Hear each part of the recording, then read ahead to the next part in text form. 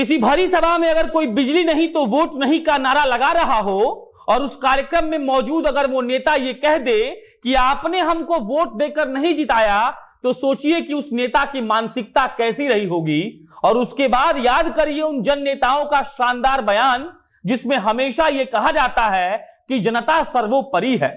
तो जीतन राम मांझी जी, पहला सवाल आपसे यही रहेगा कि जहानाबाद के जिस कार्यक्रम में आपने कहा था कि मैं आपसे डरने वाला नहीं हूं, आपके वोट से हम नहीं जीते हैं, तो बताइए कि आप जनता को क्या समझते हैं। और उसके बाद अगला सवाल ये कि जिस जाति के आप नेता हैं, उस जाति के लिए अगर आपने एक भी काम गिनवा दिया तो लगेगा कि चलिए आपके दामाद, आपकी बहू, आपका बड़ा बेटा, आपका छोटा बेटा को राजनीति में लाकर आपने बढ़िया किया। बाकी परिवारवाद का एक भी उदाहरण ना देकर हम सिर्फ इतना कहना चाहते हैं, ये जो आपने बेतुका बयान देकर बिहार की राजनीति में जो बवाल खड़ा किया है, वो सिर्फ इसीलिए है क्योंकि आप खबरों में रहना चाहते हैं। वरना उस नेता के बारे में आखिर क्या कहा जाए जो ये कहता हो कि दलितों को अंतर जातीय विवाह करना चाहिए, अपनी जनसंख्या बढ़ानी चाहिए और उसके बाद राजनीति में आना चाहिए। अब नमस्कार, मेरा नाम प्रशांत राय है और आप जनता जंक्शन देख रहे हैं। इस वीडियो में आपको बताएंगे जीतन राम मांझी के उस बकैती के बारे में जो शुरुआत के दिनों से करते आ रहे हैं, और यह भी बताएंगे कि आखिर वो कैसे ब्राह्मणों को टारगेट करके अपने परिवार को बढ़ाना चाहते हैं।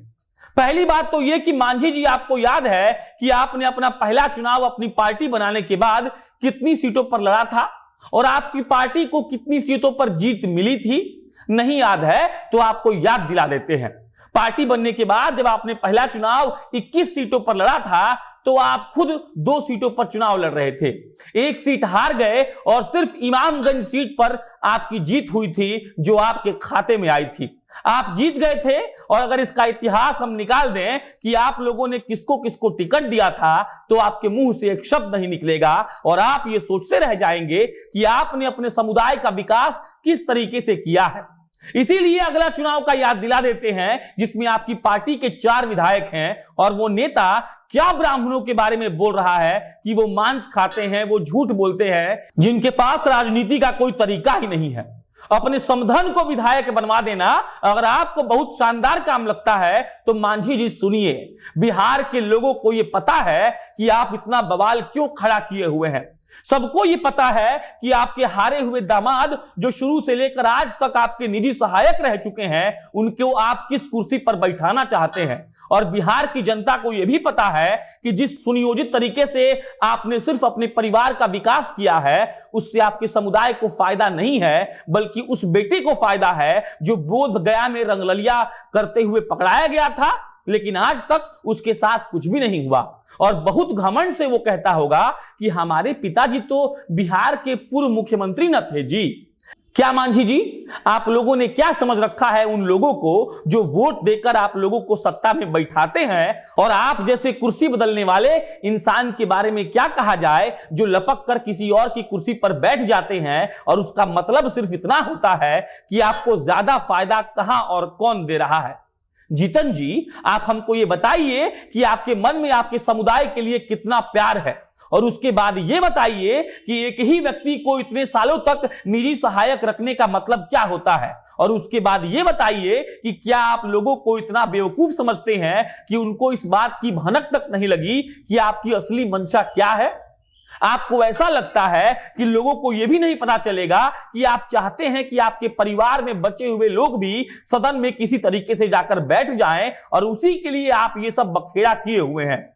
जानते हैं हुजूर, आपके जैसे नेता वही होते हैं जो मंच पर सीना तान कर खड़े होकर ये कहते हैं कि हमने अपने समुदाय के लिए वो किया है जो कोई नहीं कर पाएगा, और वही नेता बंद कमरे में सीट मांग कर कहते हैं कि छोटा वाला अभी बिजनेस कर रहा है, उसको भी तो सेटल करना है।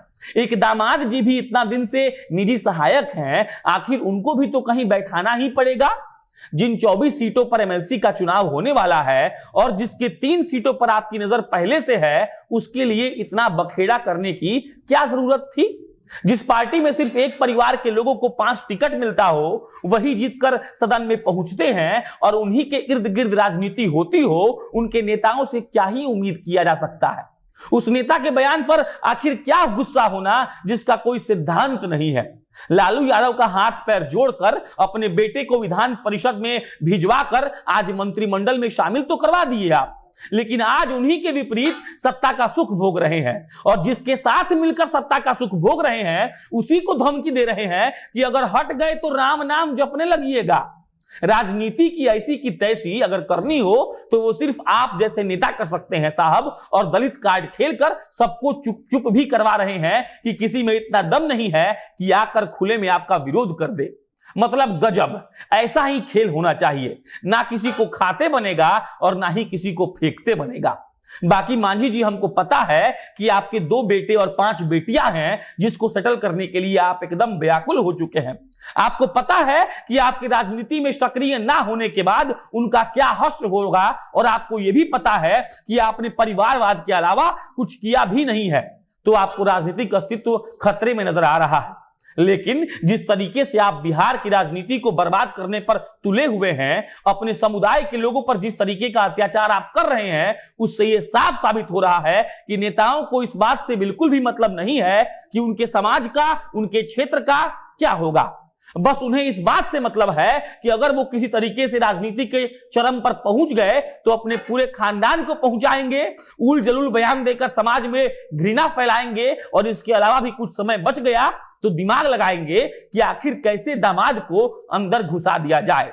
बहरहाल आप अपना काम करते रहिए, हम लोग भी अपना काम करते रहेंगे। लोगों को इस बात के लिए जागरूक करते रहेंगे कि आप जैसे नेताओं से कैसे दूर रहना है, और ये बताते रहेंगे कि आप कैसे अभिशाप हैं। धन्यवाद।